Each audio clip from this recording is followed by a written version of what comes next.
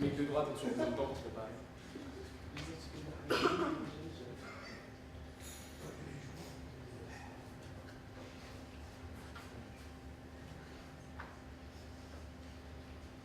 Je me balade sans jamais sur les lunettes. Vous l'avez remarqué.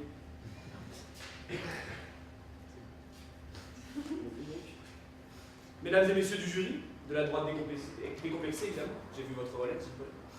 Public acclame à cause, puisque de toute façon, vu l'heure qu'il est, seule la France qui se lève tôt attaque les placements. Et toi, Marcel Paco, oui, toi qui as quitté cet amphithéâtre pour rejoindre le grand Charles à la droite de Dieu. Oui, toi qui vas entendre résonner ma fureur aujourd'hui. Bonjour et bienvenue. L'attaque d'un gauche de mon adversaire témoigne bien de la myopie de son raisonnement boiteux. Sur sa jambe gauche. Mais je vais vous faire recouvrir la vue, comme tel Paul jadis sur le chemin de Damas, ou Antoine sur la route de son atole, les opticiens. Eh oui, Antoine, vieille figure de la contre-culture de gauche. Vous savez, il chantonnait dans les années 60. Ma mère m'a dit, Antoine va te faire couper les cheveux. Je lui ai dit, maman, donne-toi si tu veux. Bon, problème, il s'est toujours pas fait couper chez ce crasseux. Par contre, maintenant, il se vend au capital, autrefois exécré. Mais là, sa mère a plus besoin de lui demander. Bon, pourquoi pas. Il a grandi, hein. On le voit bien. Sa trajectoire prouve que, de toute façon, la sortie de l'impasse, elle est à droite. Il faut se réveiller. Mais de toute façon, prêcher une sortie sur la droite à Sciences Po, tant de la bien-pensance de gauche, ça c'est de Éric Zemmour, c'est archéologue. Tant de la bien-pensance de gauche, je dirais, j'ai bien conscience de la difficulté de ma tâche. Mais de toute façon, je vais quitter cette terre hospitalière pour voguer vers votre ciel, l'Éden, pardon. Là-bas, les gens, au moins, ils sortent de la droite. Enfin, en tout cas, ceux qui ont envie de trouver un travail. Après, pour les autres, ils sont. Ouais, ils ont compris, eux, en tout cas, que le doux commerce de Montesquieu, voilà. C'est ça qui va sauver les hommes et qui nous sort vers la droite. Des guerres idéologiques et des conflits de classe absurdes dans lesquels tous les marxismes veulent nous faire replonger. Oui, mesdames et messieurs, le commerce, voilà l'essentiel. C'est ça. Le commerce, c'est ce que veut la droite. Regardez, un individu. Une droite, vous multipliez les droites, vous multipliez les possibilités d'enrichissement et de sociabilité entre les hommes. Mais ça, si le commerce est l'objectif des hommes, c'est pas le commerce triangulaire. Regardez le commerce triangulaire. Ça nous enferme, on peut pas sortir. Et il parle à gauche, tu parles à droite. Donc arrêtez avec ça, au moment c'est fatigant. Bon bref, vous avez compris l'idée de toute façon. Que disait mon adversaire? Oui, la sortie se fait toujours par la gauche, ça on a bien compris. La porte de sortie radicale. La gauche, son truc, c'est la sortie radicale du genre humain. Génocide, terronomase, vous choisissez, comme vous. Au choix. Merci Mao pour ton grand nom sur la gauche, 50 millions de morts, chapeau l'artiste, bien belle sortie. Fais gaffe, en sortant du purgatoire, le paradis des criminels, c'est sur ta droite. Paul Pot, oui, c'est trompé, il a tourné à gauche. Mais pourquoi une telle méprise? Si, par exemple, je pense, on étudiait 2 secondes l'étymologie de la gauche. La gauche en latin. Oui, les gens de gauche ne sont pas allés en latin, je m'excuse. Je suis désolé. Eux, c'était le cours d'ouverture, c'était les violences sexistes ou la Rome antique. La gauche, c'est sinistre. Sinistre, ça. Non, c'est pas ça, c'est la gauche ouvrière, en fait. Continuons. Donc, la gauche, qu'est-ce que ça évoque? Mais ça évoque, mais c'est ce qui est dévié, c'est ce qui est tordu. Enfin, c'est ce qui est pas fiable, quoi. Je sais qu'il y a une crise financière, ça va, on va bâcher, on a compris. Mais franchement, même en cas de crise, franchement, pourquoi choisir les extrêmes? Vous confieriez plutôt votre argent, vous, à Gérard Chivardi, plutôt qu'un banquier de la City? Mais enfin, le pognon ne sort pas du système. Hein. Qu'est-ce que vous pensez? GG va l'engloutir, le pognon. Qu'il boit du gros rouge syndicaliste de sa main gauche, ou du petit blanc subtil, monarchique de sa main droite. Mais c'est la même chose. Mais franchement, je vois pas si mieux. Moi, personnellement, entre un bon Guévurt de ma bonne terre de droit d'Alsace et un petit Corbière dégueu du Roussillon socialiste. Mais ma droite à moi, je parlais de monarchie, ma droite à moi, elle est plus monarchique.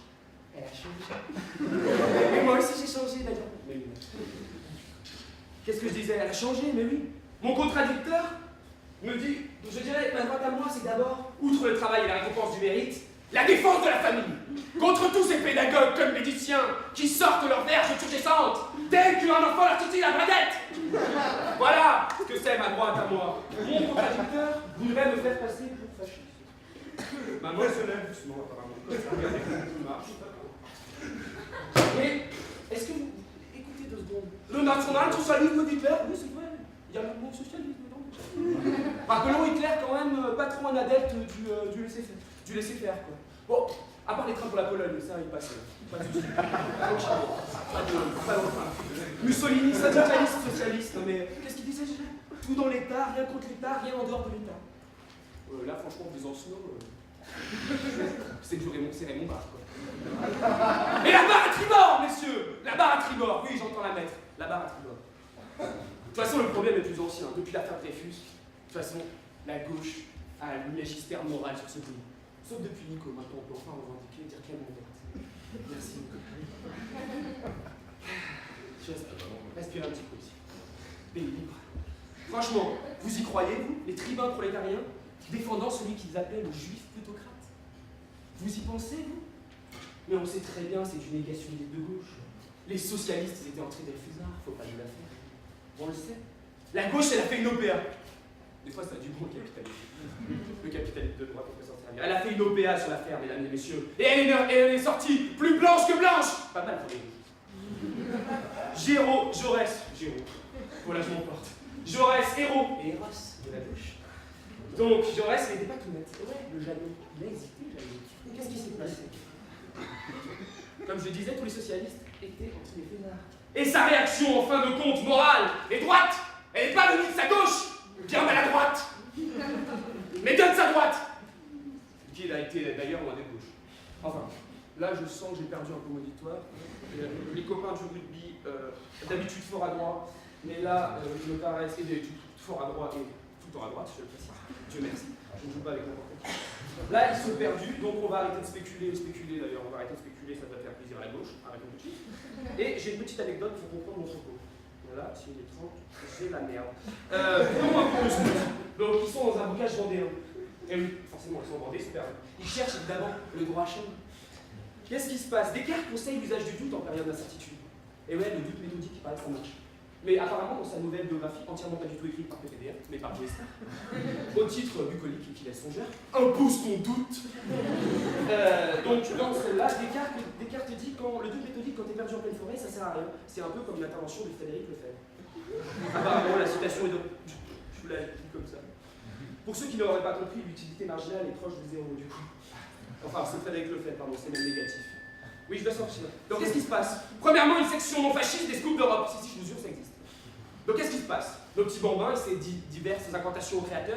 Mais le créateur n'est pas là. Et pourquoi? Poussé vers la sortie par une révolution angélique de gauche. L'Arlétange, oui, mesdames et messieurs, l'Arlétange a pris désormais le pouvoir au paradis. Et elle fait la bête. Elle a pendu le pauvre Saint-Pierre avec les tricks du dernier Cupidon, accusé de réserver ses langoureuses flèches au possédant Cupide. Donc, le pape le sait. Notre cheftain, qui était à la croisée des chemins, sait que le ciel ne peut l'aider. Pensant à son curé bien-aimé, il tressaille, ressentant sur son soutane une rigidité que ne connaît même pas la règle de droit, la plus droite qui soit. Mais il arrive à se ressaisir. Et il prend le chemin normal, priorité à droite, bien sûr. Et il s'en sort. Deuxième cas, un rassemblement festif des éclaireurs de France. Traduisez, conglomérat puant de hippies dégénérés. Que choisirait-il? Évidemment, il crée un soviet de démocratie participative, où chacun a l'impudence de donner son avis. Avis forcément un, c'est des mecs de gauche. Je continue. Comme plus avance dans la discussion, plus on s'éloigne d'une solution, il décide de proposer une seule. Le social-démocrate nordiste finit par dire « Et si on allait au nord ?»« Nos passarades !» lui répond le jeune syndicaliste du Sud, qui n'entend pas se faire avant-gardiser par ce social traître. Notons que la pratique syndicale révolutionnaire de l'entreprise des syndicats du Sud, bah oui, pratique l'entreprise, il ne peut pas trouver la sortie. Bref, ça n'a pas de sens. Je finis. Au comble de l'exaspération dans un délire autodestructif typique des fanatiques les plus sinistres, une autre solution l'emporta et un grand feu sectaire qui n'aurait pas renié le temple solaire les emporta. Sachez donc, au cher auditoire, j'ai vraiment fini, comme l'a prouvé cette parabole dont la nullité n'est pas sans rappeler un tract de la gauche prolétarienne, que la sortie est à droite. D'ailleurs, voyez-vous les étudiants de gauche sortir le soir? Mais non! Ils révisent leurs dogmes archaïques pour préparer le seul, le grand soir! Ils peuvent pas être là le soir. Incapables de profiter de la vie, ils cherchent des victimes expiatoires. Je finirai. Jamais ne faites confiance à leur slogan de bataille. Je vous le dis sans faille. Sinon, comme le poète à ce monde vous dirait bye bye.